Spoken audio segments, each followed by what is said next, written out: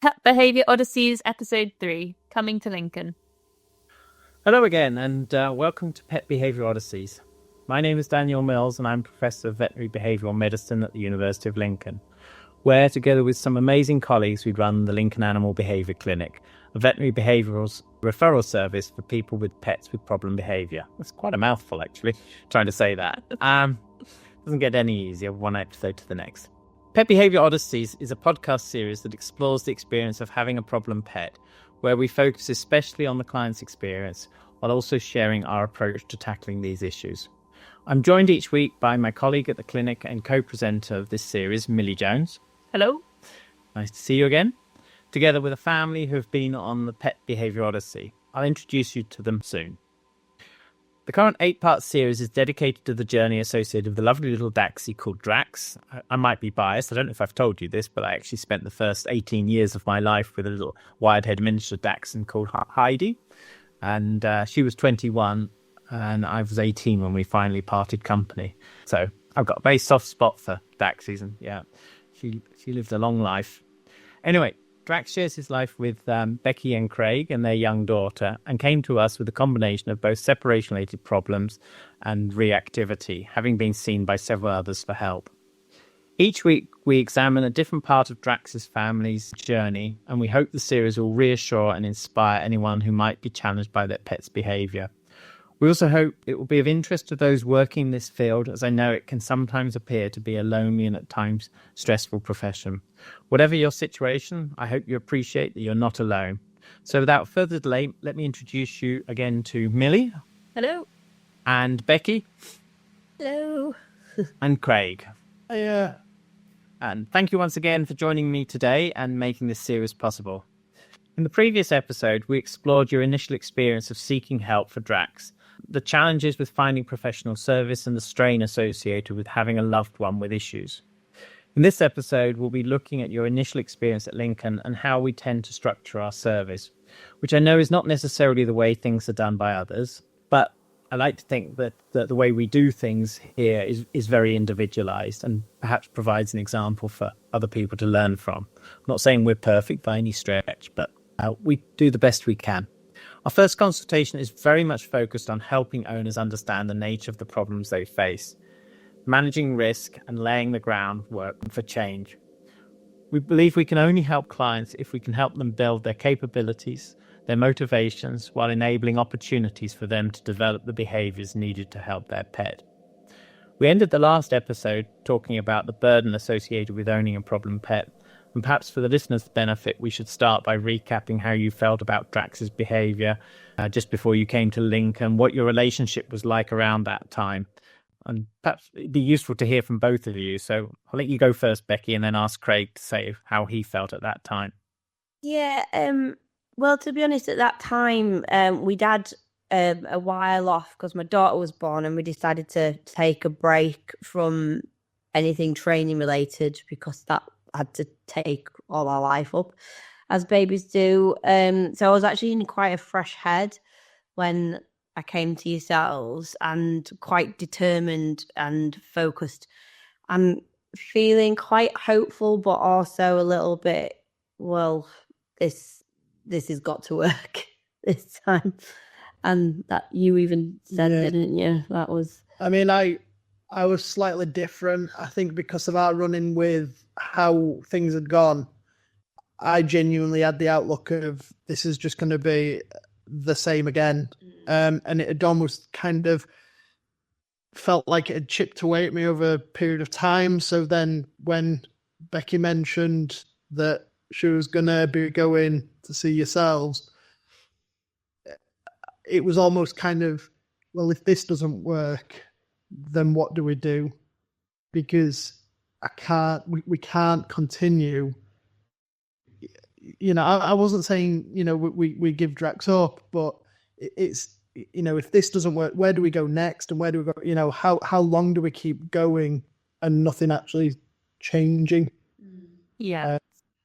I think as well, for the benefit of the listeners, sort of in the previous episode, we were talking about a good few years you'd been working at this sort of prior to having this year off and coming to us. So sort of understandable to hear where you were both sort of at that time, but in quite different places, interestingly, sort of from what you said there. So you said there, obviously Becky said just coming to see us and sort of booked in the consultation. So why did you decide it was the time to come, and sort of how did you find out about Lincoln? So I knew I had to try again because I was just thinking about what our life would be having a child and not being able to go anywhere, or not being able to relax and go anywhere, or Drax suffering if we did. And then we're thinking about school. I was thinking about like clubs and things. And to me, failing just wasn't an option. We had to do something about it. So I sort of spoke with my vet again, and they're actually really helpful.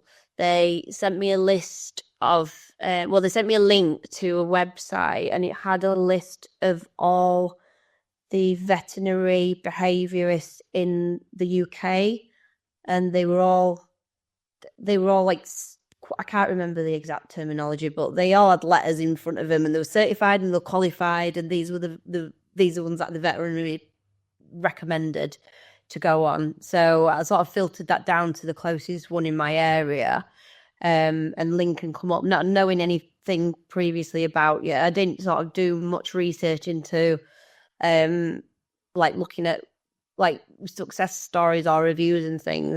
It was literally, so that's Lincoln, I can do that, let's give it a shot, because I wanted face-to-face consultation as well. As Craig mentioned before, it had been online, and a lot of that was due to COVID. But then even after COVID, it wasn't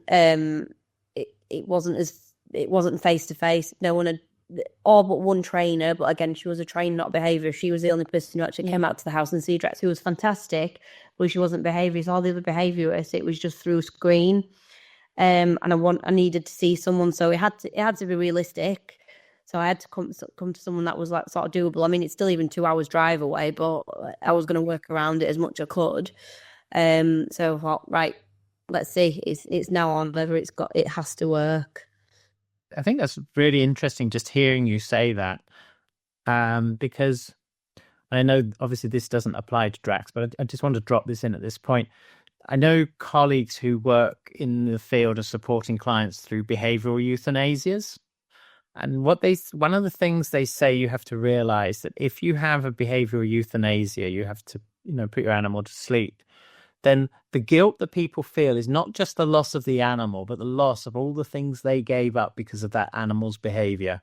And you mentioned about sort of, having your daughter, and, you wouldn't have been able to do lots of things, going to parties, etc.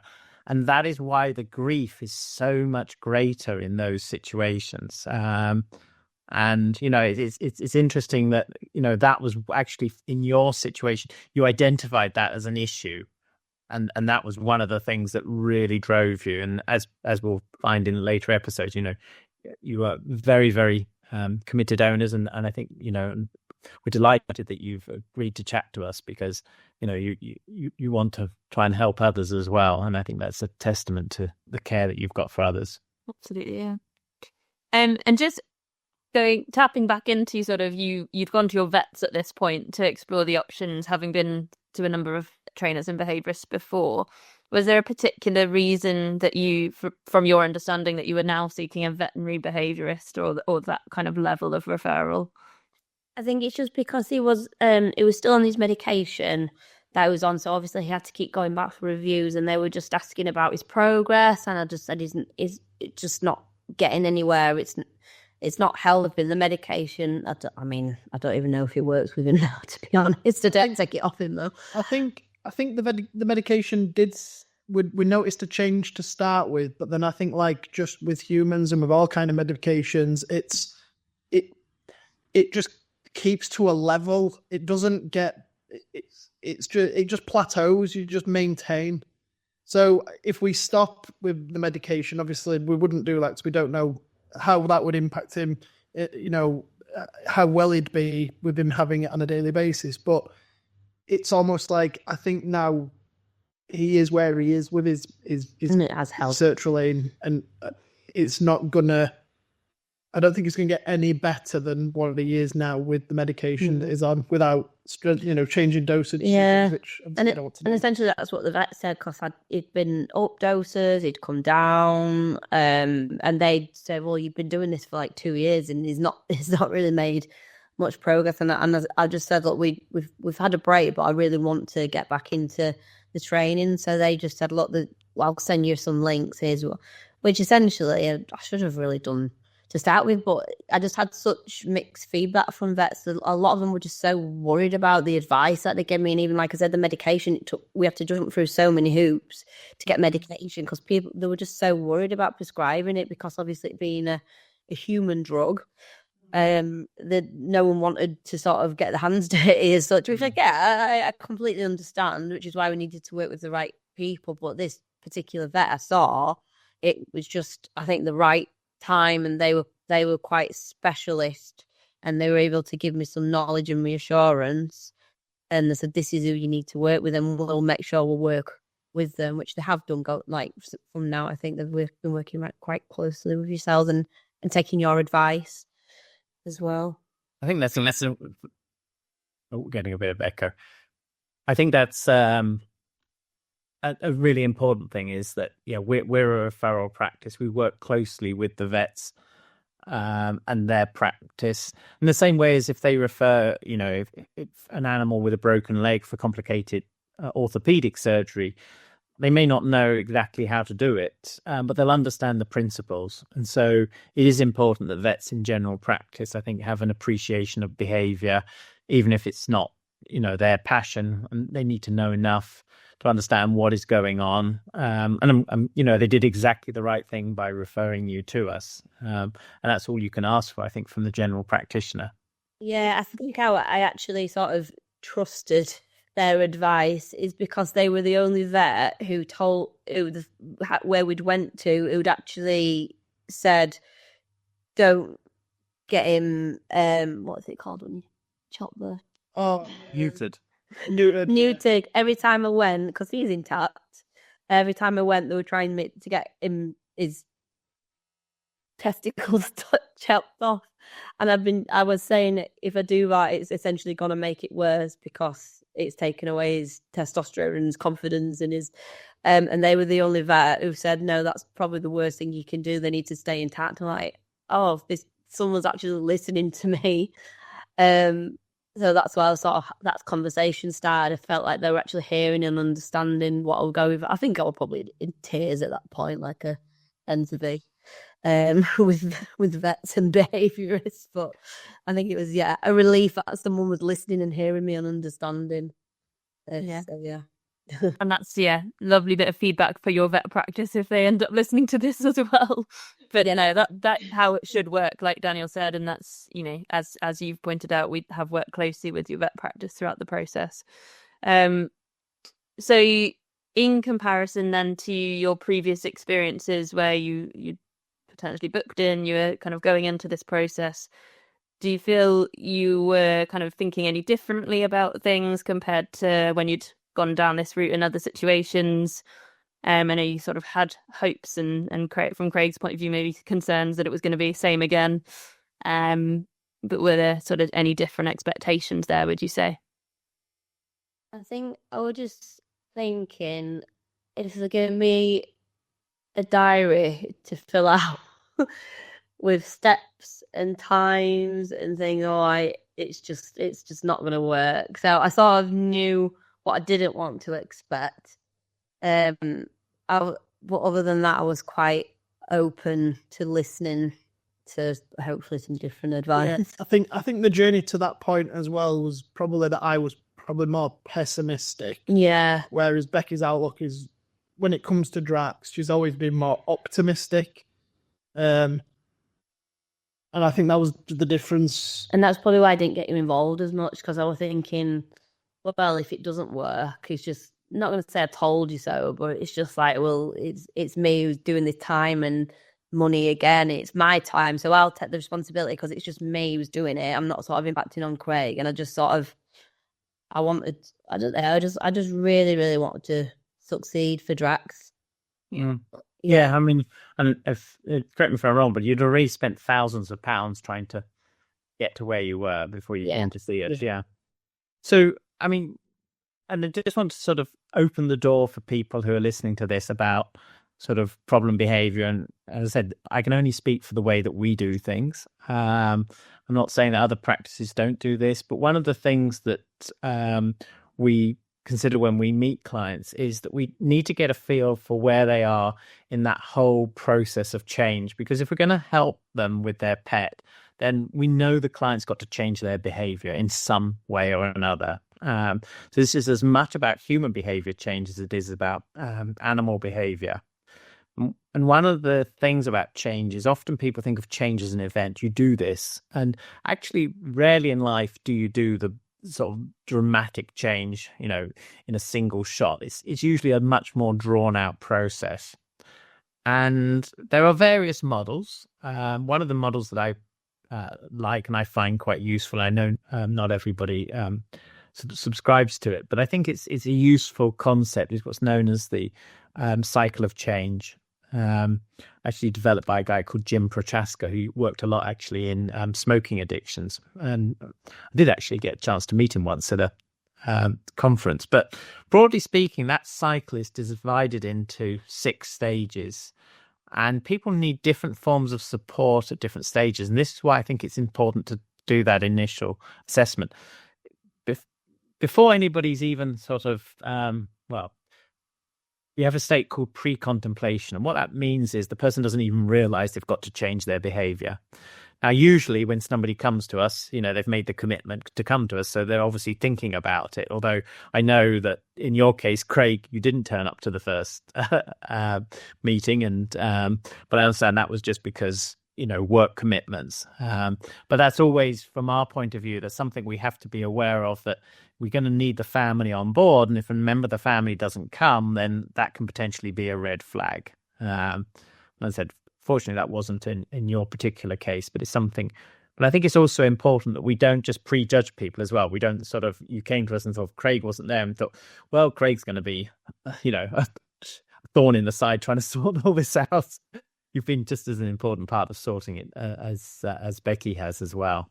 So the next stage is what we call contemplation. And this is when a client feels that they need to, they recognize there is a problem, but they're really being held back by a lot of doubt on those sorts of things. And then the next stage is preparation. And during this phase, clients are sort of starting to try things, but they've not necessarily got the skills to see things through. And I think this is very much where you were at this point. Although you were doing lots of things, and the next stage is actually called the action phase. Unfortunately, for whatever reason, the groundwork hadn't been put in place. And so it was, a classic situation there when you've got a client who's trying to move forward, but hasn't necessarily been developed by the clinician, is they get very frustrated. They think they're trying to do everything they can, but they're not actually succeeding. So it's really important. And I think this is it is a really important point to get across, because often action is what clients want when they come through our door. They want to know, how do I solve this problem? How do I manage my dog when he reacts to other dogs? How do I manage my dog? And I remember, we had some of those conversations when you first came to see us. And I said, let's just take our time. Let's look at what's going on and lay the groundwork. And you bought into that. Once you've got that action, the next phase is what we call maintenance. You've got to put in strategies to help people stick with what it is.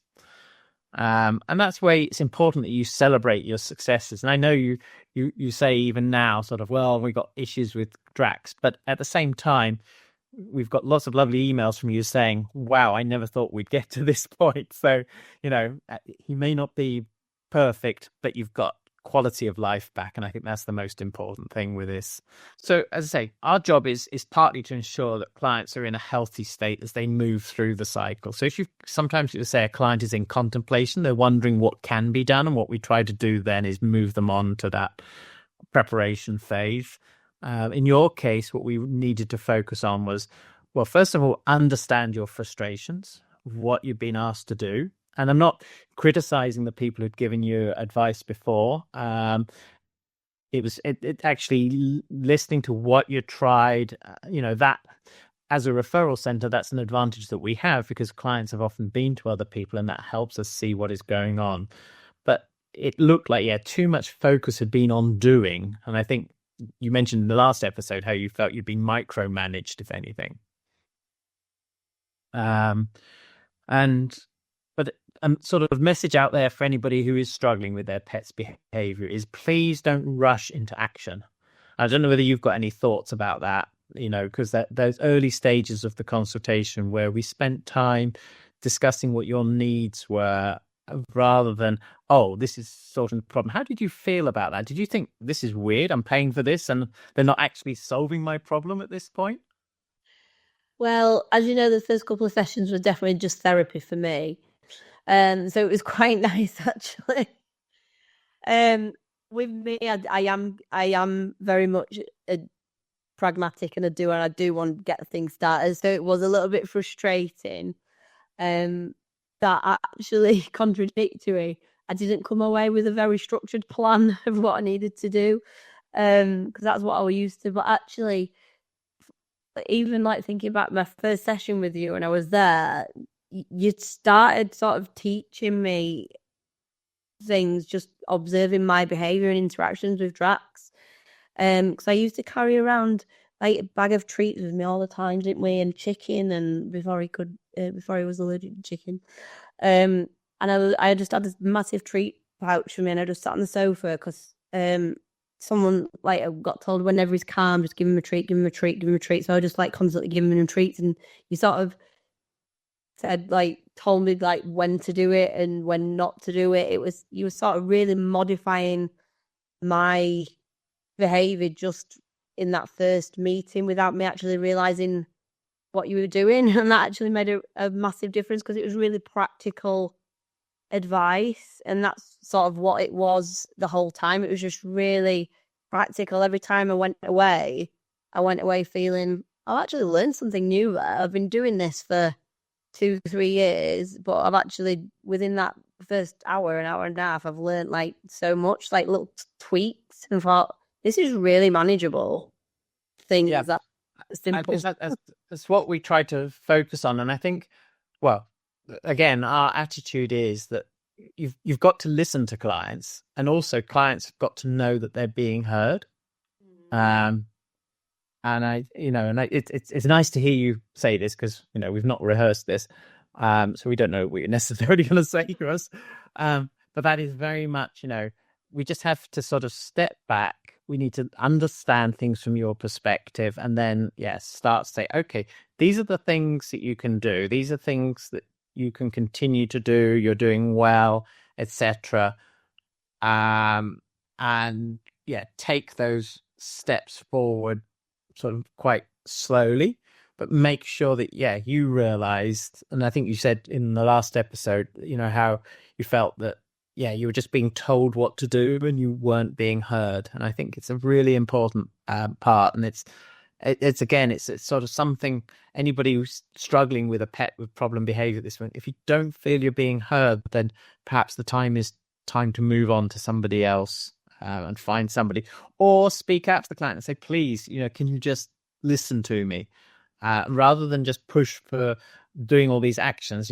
Can you help me get the skills? Can you listen to what my issues are with regards to, I may be able to do it, but again, sometimes we hear people give advice and it's just completely unrealistic for that person. Yeah.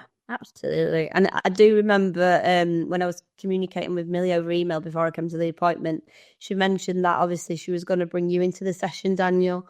And either Millie told me or I found out you were one of the top veterinary behaviourists in the country. And I said to Craig, if Daniel can't fix him, then it's just not fixable at all.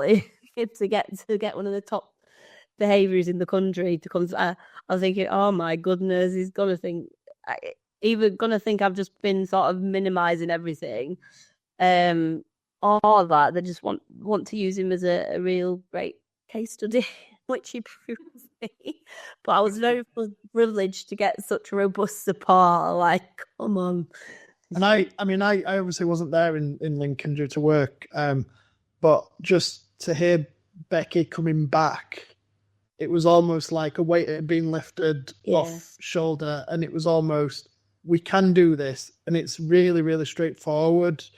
So she'd obviously bought into, I weren't there, so I weren't part of the conversations, but it had really kind of hit where it needed to hit in regards to, because I remember there was like newfound like vigor and excitement about, we can fix it. This is all we have to, this is all that we need to do. And, and we're like, we're eager to start, we're going to put into practice the things that we that I've been talking about. And then Becky was trying to almost like hold a session with me, kind of conversation of being with you, because obviously I wasn't there. Oh yeah. And she was like, this is what we were talking about. We got through sensitive care with you, and telling me all about these phrases and all these models. Because it was new learning, and I love like learning new things. And yeah, it weren't the same spiel. It wasn't in a different way. It was completely new. It was. So I was really excited. It wasn't put your shoes on, go to sleep.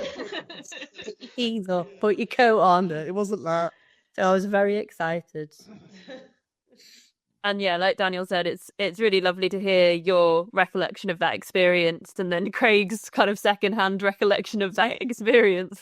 And yeah, that's what we hope that we are achieving, I think, is that clients come in and feel heard, and it might not be what they expected in terms of getting a plan for the specific behaviour at that exact time, but that you've got something that feels achievable within your life and your lifestyle. Yes, absolutely. In your life, not in your lifespan. Ideally in your lifespan too.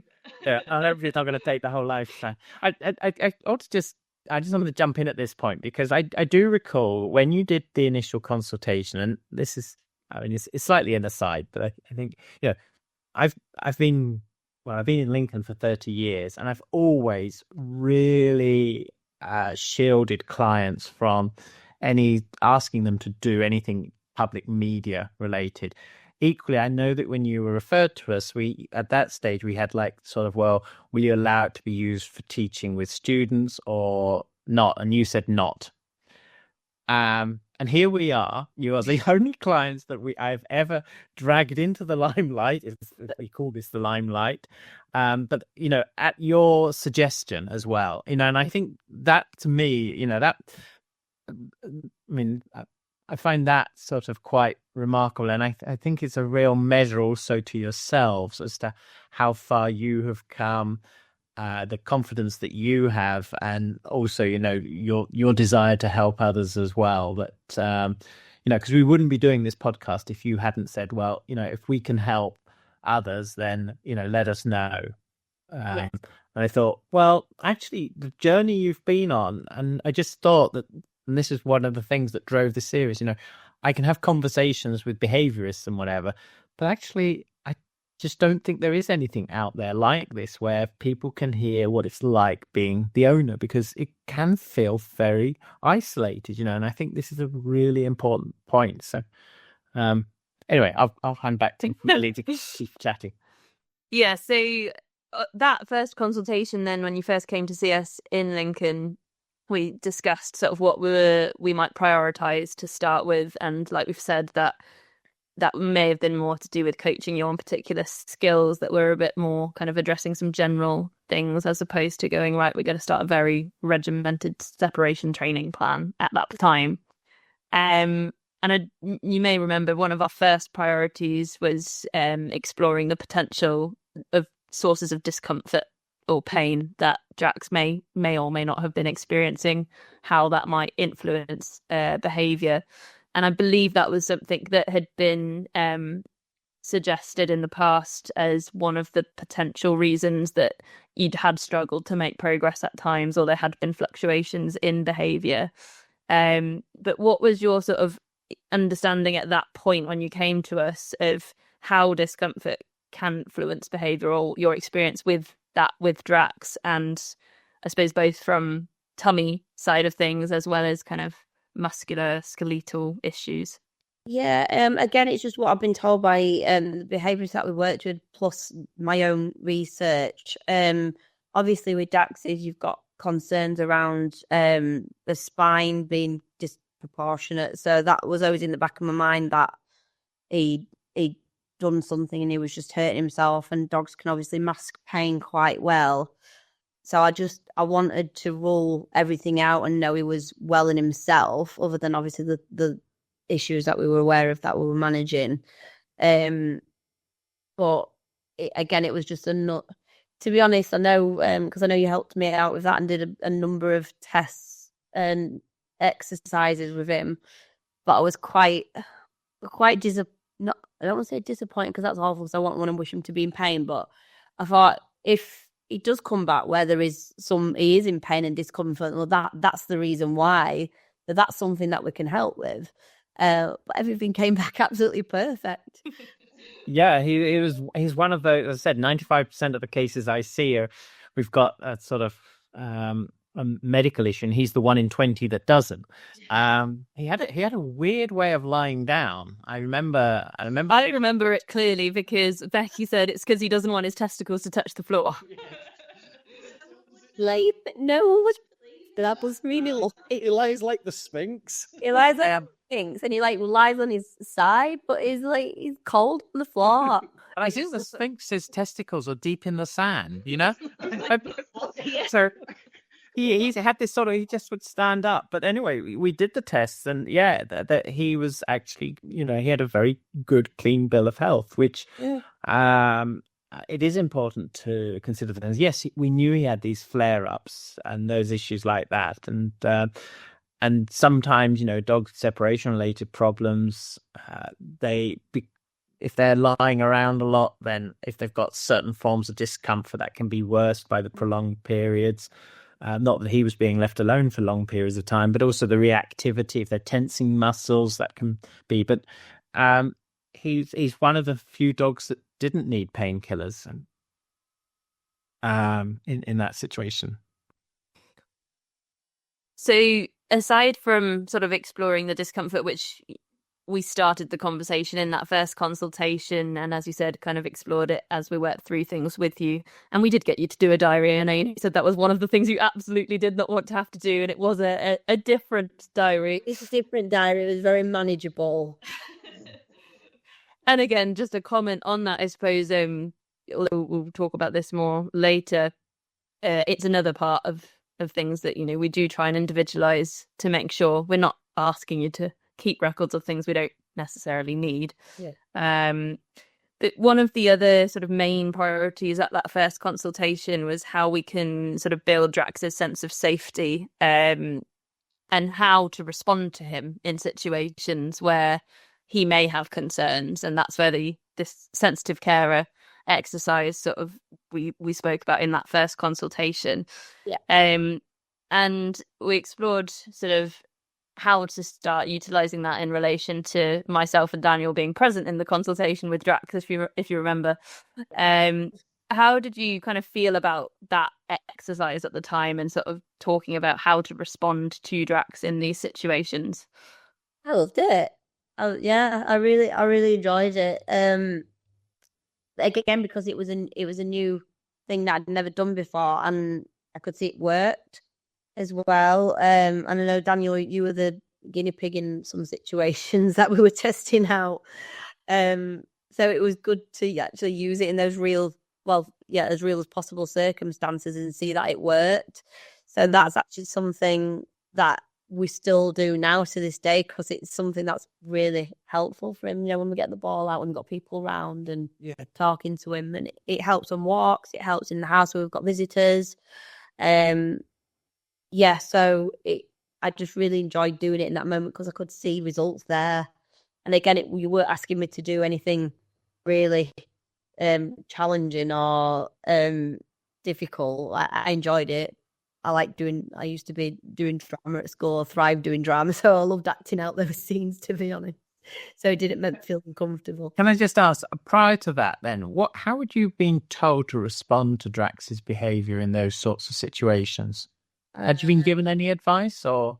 So ignore it, lock him away. But, Yeah, I mean, they're common pieces of advice. And I think that, sorry, Craig. I was going to say they all seemed very negative. Yeah, it Came back. was like punishing him, Yeah, but almost. that didn't work for Drax. That just made it worse. If you try and put him in a room and you open the door, he'll come out like a bull charging at the people. But one of the features about the sensitive carer is, that in order to be a sensitive carer, if you just ignore the behavior, how is the dog supposed to know that you've seen what's distressing them? And this is the key thing that gets missed. When people say, oh, well, ignore the behavior because you don't want to reinforce it. And I understand where they're coming from, but you have to have that element. And the two elements of the sensitive carer approach are, first of all, acknowledgement. Oh, is that a concern to you? And then the second bit is to demonstrate through your behavior that everything is okay. And I think I told you this at the time, that I'm the youngest of 5 kids. If I fell out of a tree and went crying to my mum, she had 5 of us, one year after the other. And, she'd kiss it better and then say, go out and play, because she had 5 kids to look after and she didn't have time. But that, the kiss was that acknowledgement of your hurt, and then go out and play is the giving you the confidence that actually everything is all right. It was just an accident. And it's so easy to miss those two elements, because if you're given advice, ignore the dog or ignore the behavior. Well, what is the dog supposed to learn from that? Exactly. And a lot of it, some of it was around punishing as well. So they won't tell me to shout at him, but when one walks especially, I got really frustrated. And I did shout at him at times. And then some were like, yeah, you need to pull on the leash. To like pull him back and getting quite like punishing, and so to like flip it all around and then seeing how actually impactful being understanding and empathetic in that moment. Yeah, how actually that really helps. Because again, that's the other bit of advice we commonly hear. Yeah, is sort of put the boundaries in there, tell them off, etc. Well, actually, what the animal learns then is that in this situation, mum gets annoyed or dad gets annoyed. Yeah. And again, that's not helping. So, and the third situation, some of these people try to console. And usually when we console, we sort of crouch down, we talk in soft tones. Well, actually, from a dog's point of view, when they see that, they see, oh, mum's scared, because they're all the characteristics that a sort of dog uses when they're scared, making themselves small, etc. The sorts of noises they make, higher pitched noises, which actually means that, oh, I can't depend on my mum and dad, because that noise, that makes them scared as well. So, and that's sort of people say, well, what am I supposed to do? Because I'm not supposed to console, I'm not supposed to punish, I'm not supposed to ignore. And this is, as I say, the secret of the sensitive carer is acknowledge and then show confidence. And, it's about building that solid resilience. Yeah, absolutely. And the moment I changed my outlook and my responses, that's when we started to see an improvement in his behaviour. You've always been quite calm with him anyway, haven't you? Most of the time. So that's probably why he didn't react with you when you took him out for walks as much as he did me. Because I was just a bag of nerves and tense and stressed, and he could obviously sense that. So, yeah, it was just a completely different method and just really reshaped my way of thinking, how we approached it. And then we actually do that in parenting our daughter now, don't we? Sensitive carer to her behaviour. Right, take it. Well, I learned it from my mum, so... We've taken it from humans, put it into dogs, and back into humans again. I'm sure your daughter's going to grow up to be a very balanced individual.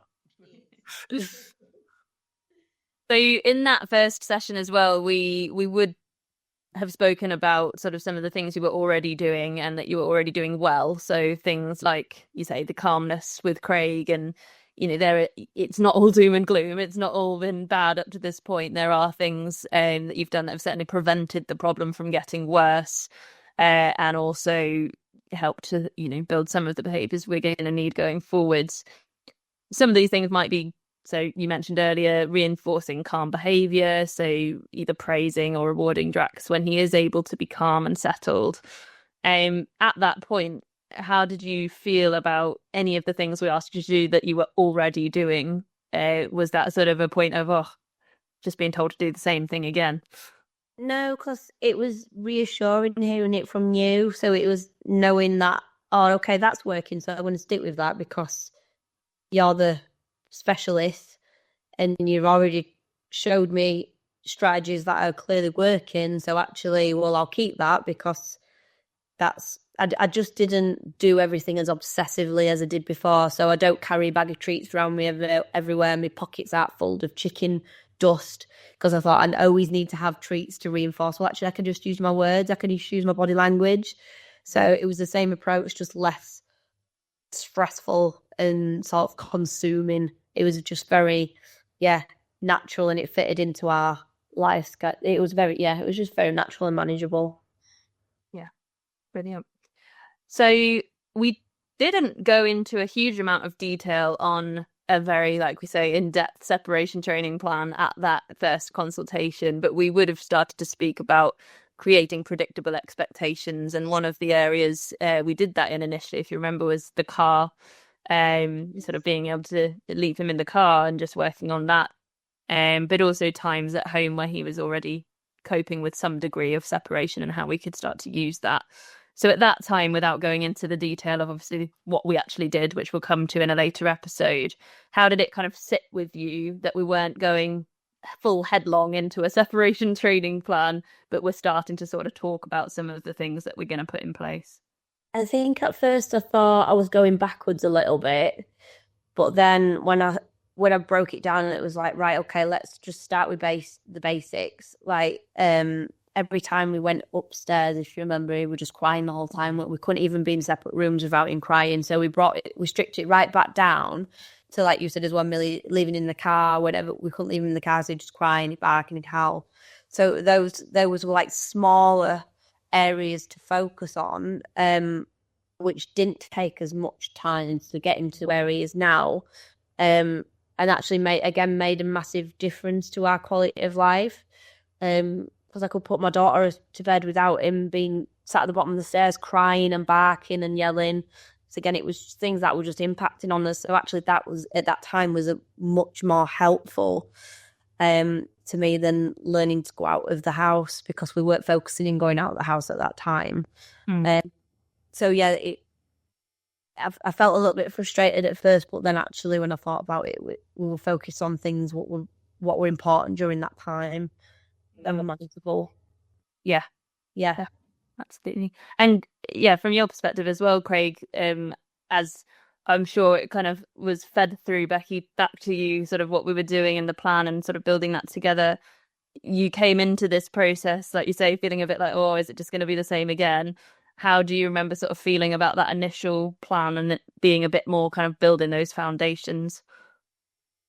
I mean, again, I probably started off being quite a pessimist in regards to, because I'd not had the conversations at the consultation, the meeting, and that kind of, although Becky had told me everything from her perspective, when we were still doing the things like going upstairs, it did initially for me feel that we'd gone back to doing these things where actually we've done this before.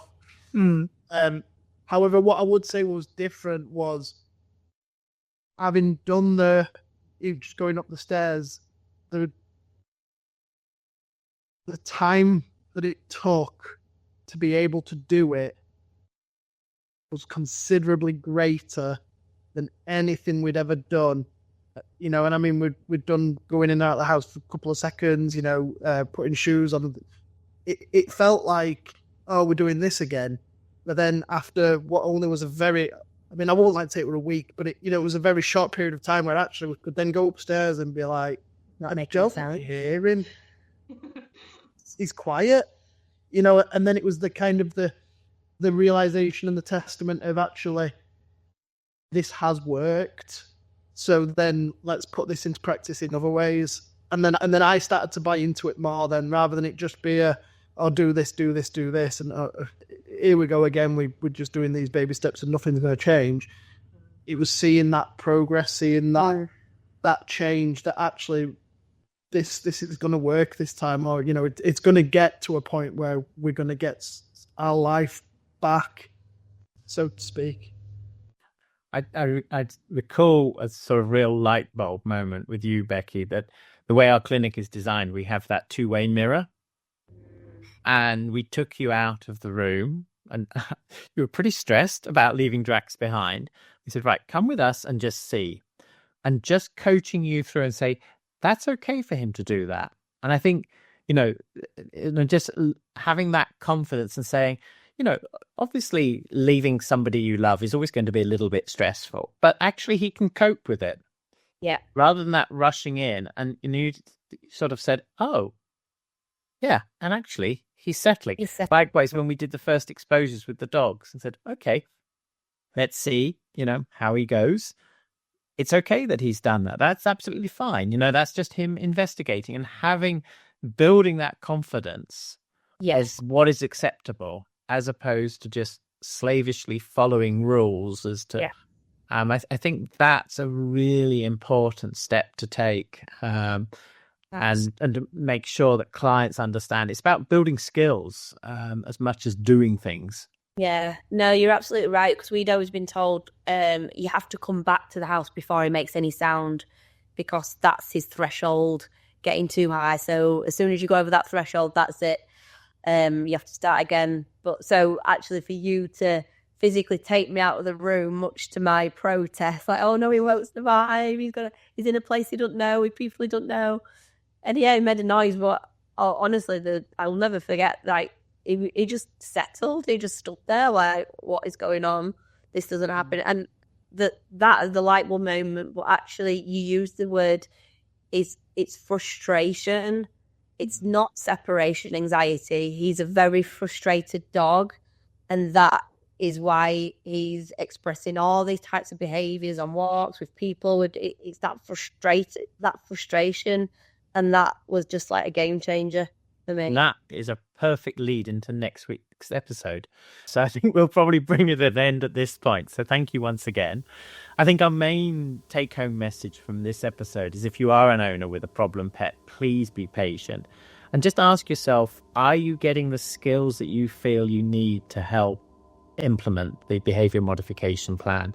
Or are you just getting instructions, being told what to do? And there's a difference between sort of being talked at versus being helped to develop those skills.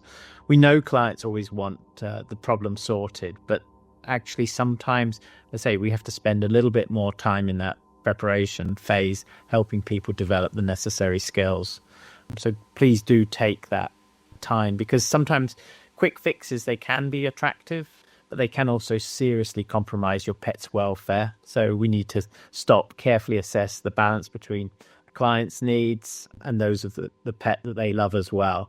Everybody wants what's best. We just got to navigate that space. Remember, pets aren't being spiteful or nasty, but they too are trying to struggle. They're struggling to cope, and we don't want to be tempted to rush in to fix a problem using unpleasant means. We share our lives with our pets, and we should always look to maximize the benefits of this relationship. We're the ones with the bigger brains, and so we should also be the ones that are sort of more considerate when we have issues. And I know in your particular case, how good you are at that, but unfortunately some clients are very attracted to these quick fixes, which I don't think are necessarily in the animal's interests. So you had that very clear focus with Drax, as challenging as it was at times. And I have to say a big thank you to you both, not just from us, but also from Drax as well, because as I said, you've really supported him to develop and grow into the little dog that he is now. You've spared him actually a lot of unnecessary suffering as a result of your patience and willingness to consider his needs. So thank you also for your time, and once again for being so frank about your experiences. I'm sure hearing about these experiences and feelings are enormous help to people who may be listening, who may be going through something similar with their pet. And I'd also like to thank my co-host once again, Millie, and for her expert input as always. And thank you for listening. I hope you'll join us for the next episode, when we'll explore the nature of separation-related problems in more depth. So thank you and take care. Thank you. Bye. We hope you've enjoyed listening, and if you want to make sure you don't miss out on the next episode, don't forget to follow us on whatever platform you use for your podcasts.